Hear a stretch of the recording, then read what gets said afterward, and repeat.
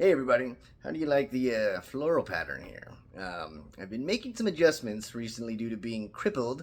No, my surgery went well-ish. When they were in there, I guess, not medically speaking, they found another tear in my meniscus, so things weren't as good as I thought. However, they turned out fine, doing fine.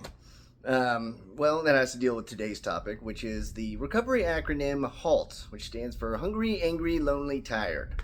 It's kind of the four horsemen of little things, because a lot of things in recovery, the setbacks or things that lead to relapse are just little things that build up.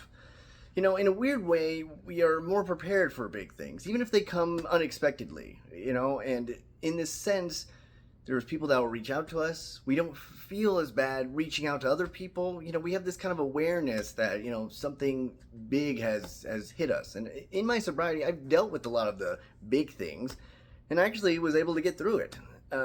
It seems like it's always been the little things, because the little things, right now with the adjustments I've had to make from being crippled. I'm dealing with being hungry, angry, lonely, and tired. It's hard to sleep, and I'm angry that I have to get assistance to get a cup of coffee, and I feel lonely being bedridden, even though I get out as much as I can. But even doing this right now, it just seems like whining, and I don't want to do that.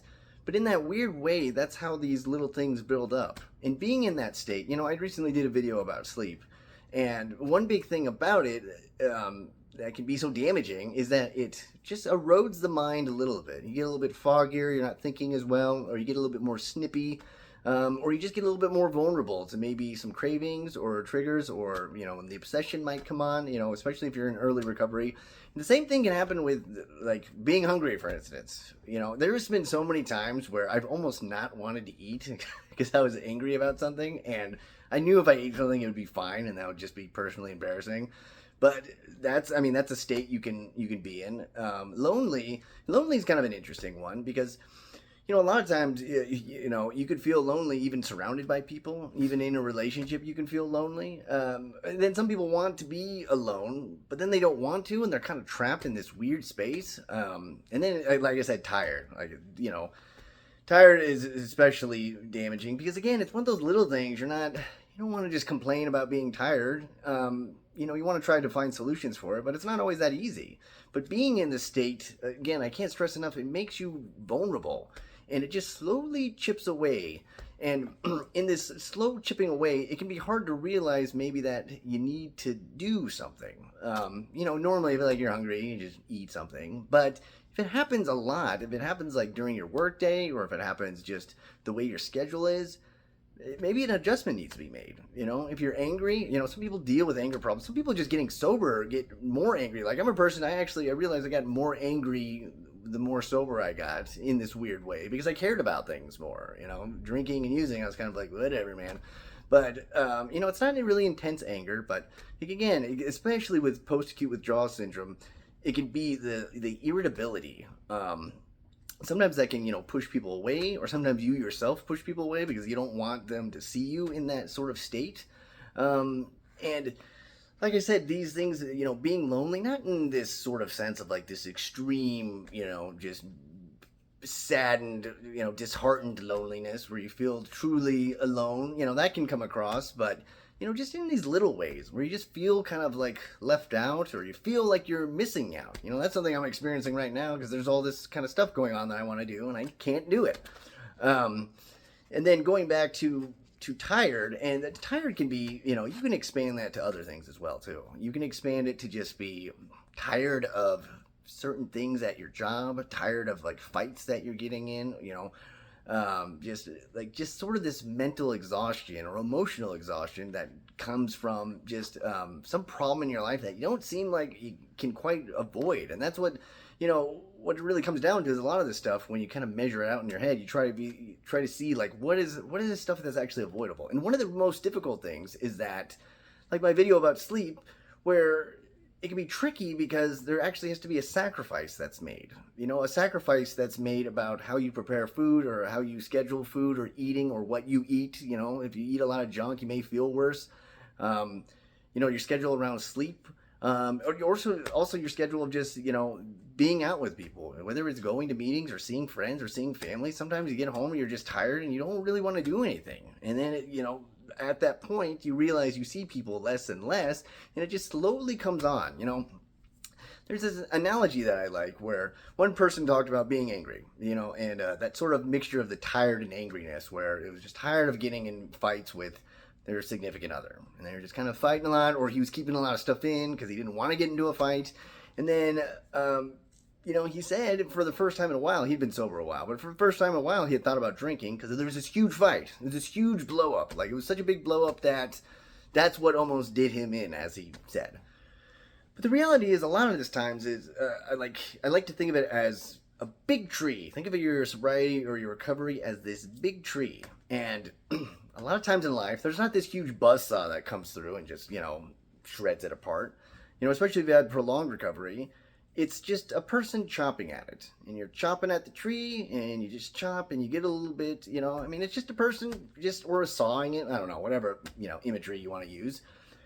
And then, eventually, it takes one chop, and then the tree goes timber, and it falls down. And then in our minds, though, we think that last chop was what the problem was. It was the big fight, or it was just the really, really bad day, or it was just the, some circumstances that day when, if you actually really think about it, was that what pushed you over the edge? But no, it was all the chopping that had happened before. All the stuff that kind of, again, goes under the radar and you don't really want to talk about it, or you just kind of put up with. Especially, that's one huge problem about little stuff, is that you kind of just put up with it because you're able to, in this sense. These big things that you deal with, like especially going to like anger. If you have like an actual anger problem, you're exploding at work or with your family or whatnot, then there will be a call to do something about it. But if it's just a little anger, if it's just like a constant crankiness or you're a curmudgeon, you kind of just let it keep going. Tiredness. If you're starting to fall, I don't know, asleep at work or at the wheel, or you just get in these horrible states where you haven't slept in a long time, you're starting to get loopy, I don't know, then maybe you're going to do something about it. But if it's just an always kind of, I've met so many people that just say, they're just always tired in this sense, just always tired. And I know one of my triggers is being tired. I hate that feeling of just, that was one of the biggest things I don't like about when I get a wave of depression. It's not just not sadness or anything emotionally. It's just the lethargic nature of it. I hate that feeling. But if you just have a little bit of it, you just kind of put up with it. And then you don't ever really do anything about it. It just kind of builds and builds. And like I said, with that big tree, it's just chopping little by little by little. And then one day, maybe you go back out, you drink and use again, and you just look back and you just see that as that day that was especially bad. Or maybe you'll tell yourself that, there was just something else behind the scenes. When in reality, it's all these little things. It's funny, I talk with a lot of people, and they acknowledge that the little things are important. However, when I've talked to a lot of people about, when they relapsed and why they relapsed, I only really hear them talk about the big things. And in a way, sometimes you don't want to say that you went back out because I was just tired and hungry and cranky. It's kind of less sympathetic. So maybe you say that you just had sort of a mental and emotional breakdown, as if that mental and emotional breakdown just occurred. It was just a spin of the wheel, and then one day you had it.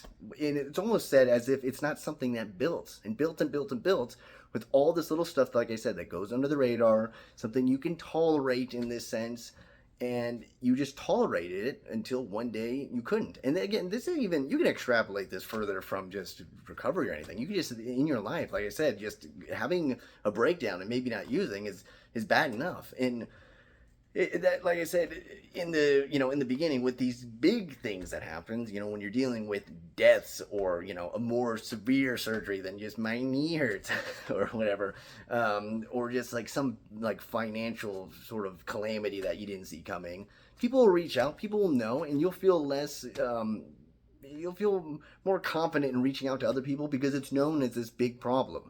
But when it's just little stuff, you kind of just be like, I'm going to be stoic about it. I'm not going to tell anybody, I don't want to whine, and I'm going to put up with this because what am I supposed to do? I can't not be tired, or I'm always cranky and hungry around this time of the day, and, I feel kind of a little bit lonely at times, but it's too much to get up and see people because usually I'm tired again. And a lot of these stuff, they all work kind of together. A lot of times they make each other compound or they accelerate each other. Especially anger and tiredness. And then hangry, they even have a word for it. And so, when I look at this stuff, the big question I ask myself is that, okay, if this happens, all this stuff is gonna happen. It's life. Life's gonna be lifing. But if it happens over and over again, at what point am I gonna say, okay, this is not about catching up on sleep. It's not about just staying off the fast food for a little bit, or it's not about just going out with people once, going to one meeting once. What is the thing I'm going to have to do to make sure this doesn't keep occurring? And that's really the question that you have to ask yourself. If this is something you constantly get in with, like especially with me, like right now with the whole being crippled a little bit thing. I know it's a special circumstance. I know this is not hopefully the way things are gonna be forever or for even that long of an amount of time.